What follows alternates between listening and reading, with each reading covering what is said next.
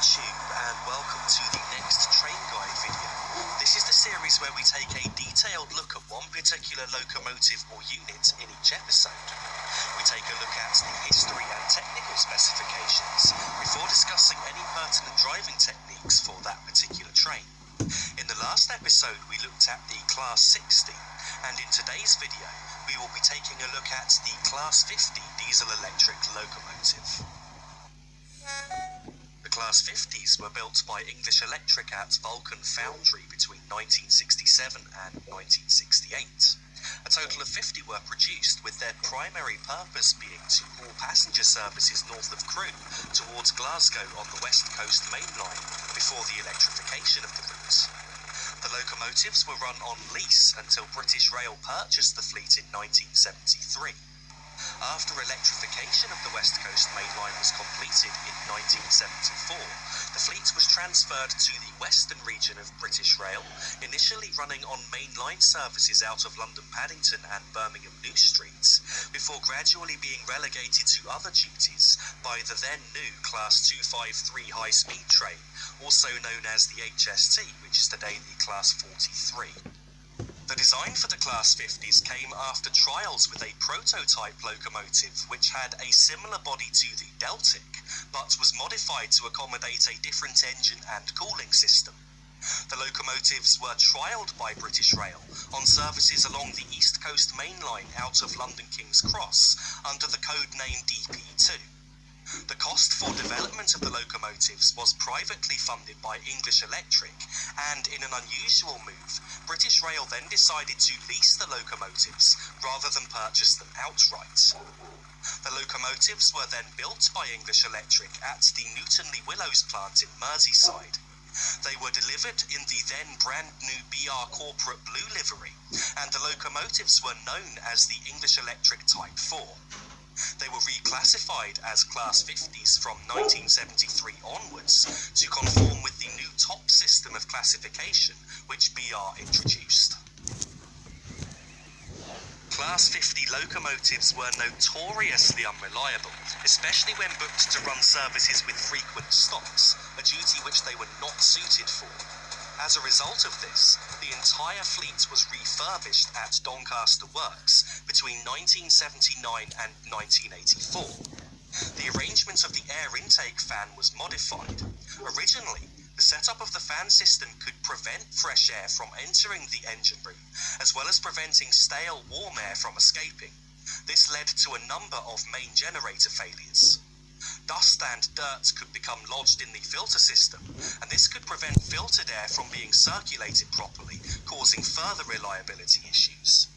While the filtration system used in the Class 50s was widely used in other countries, the humidity of the climate in Britain had not been taken into account during the design stage, and it was this humidity which caused issues with dirt in the filtration system. A number of features were also removed at the time of the refurbishment, such as slow speed control and rheostatic braking. After refurbishment, the sucking noise which gave the class the nickname Hoovers was no longer present. The first 6 of the refurbished Class 50s were painted in standard BR Blue livery, but in 1980 they started to be painted in BR Blue large logo livery, which you can see here. After refurbishment, the locomotives were based at Old Oak Common Depot on the Great Western Main Line in London, and also at Lara Depot in Plymouth. They continued to be used on services out of London Paddington, and were also used on services from London Waterloo to Salisbury and Exeter. In 1986, Network South East took control of the West of England Main Line, and so Class 50s running the route from London Waterloo to Exeter via Salisbury were repainted into Network South East livery. Towards the end of the decade, Class 50s were primarily found on these services, as well as fast services between London Paddington and Oxford on the Great Western Main Line. In 1987, consideration was given to using the Class 50s as freight locomotives. One Class 50 was tested for this purpose, having been fitted with modified Class 37 bogies and being repainted into trainload grey rail freight livery. This livery isn't available with the Class 50 in Train Simulator, so can't be shown here. The loco was then tested on China clay trains in Cornwall and based at Lara Depot in Plymouth. Unfortunately, this project wasn't very successful, and by 1989 it had been abandoned, with the Class 50 returning to normal duties. During the 1990s, the fleet was once again suffering extensive reliability problems. On the Paddington to Oxford route, the locos were displaced by the Class 47, meaning that the only route where they were still regularly scheduled to run was the West of England main line between Waterloo and Exeter. However, the start-stop pattern in the timetabling on this route was not well suited for the Class 50. The Class 50s ran best when on long-distance, non-stop services, and suffered far more frequent problems when being used on stopping services. The West of England main line also has a number of long single-track sections, which meant if just one locomotive failed, then it could cause serious delays for all other services using that route.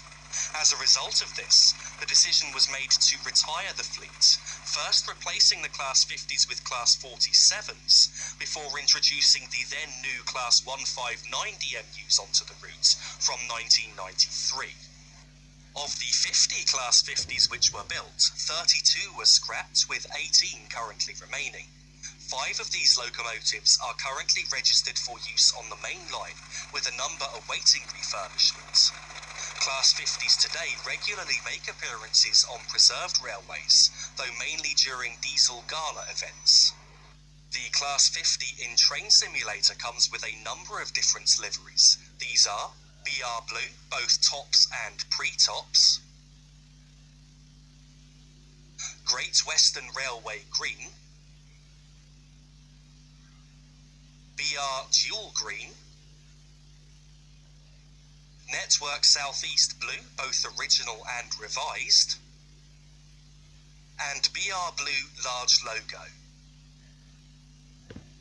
Now that we've had a look at the history of the Class 50, let's take a look at the technical specifications. The Class 50 is a 6-axle CoCo locomotive, meaning there are 6 wheels on each of the 2 bogies. It is 68 feet 6 inches long, 8 feet 10 inches wide, and 12 feet 9 inches high. The locomotive weighs 117 tons and has a fuel capacity of 1,055 gallons. The locomotive has a wheel diameter of 3 feet 7 inches and can run with a minimum curve radius of 4 chains. The engine in the Class 50 is an English Electric 16 CSVT, which is a 16-cylinder engine with a capacity of 246 litres.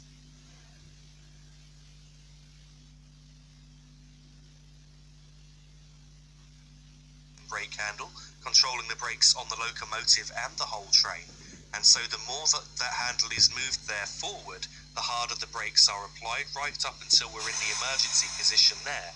And then you can also see at this point that the needle there has dropped to 0, indicating there's no pressure in the brake pipe, and you can also see that the brake gauge next to that, the needles have actually climbed to around 55, indicating that the emergency brakes are now applied. Below the train brake handle we have the locomotive brake handle, so the more you push that forward the harder the brakes are applied, but this controls the brakes only on the locomotive and not on the rest of the train. In the middle of the dashboard here we have 3 working controls. So the first is the wiper control, which if I press that now, you can see that the wiper on this side has come on, but the wiper on the other side hasn't come on. In fact, that's controlled separately from a wiper button over here. If you click on that, you can now see that the wiper is on both sides, so I'm just going to turn the wipers off again now. Next we have the sander, which controls sand, which drops sand onto the track to help the locomotive with grip in poor adhesion conditions. And then to the right of that now we have the horn control, which is a 2-tone horn controlled with the space bar and the B key.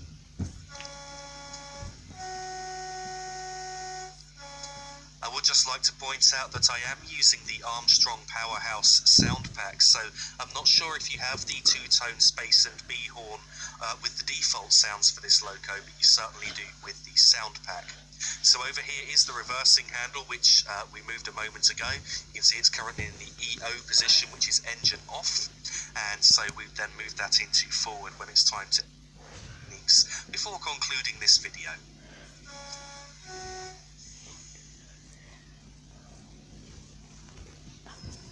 So on departure from Exeter St David's here, we've just got a short 3/4 of a mile section to drive. And what I've just done is I've put the power handle into notch 1 for as gentle a start as possible. And now you can see we're moving and we're accelerating up towards 5 miles per hour. I'm going to start increasing the power, so I'm going up another 2 notches. And now you can see the ammeter needle has climbed, and I'm keeping an eye on that to make sure it doesn't climb too rapidly.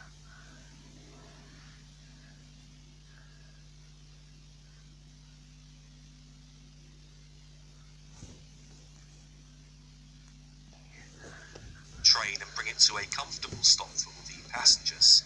So I'm just going to aim to stop here just beyond the roof, and then that will be the conclusion of this episode of the Train Guide series.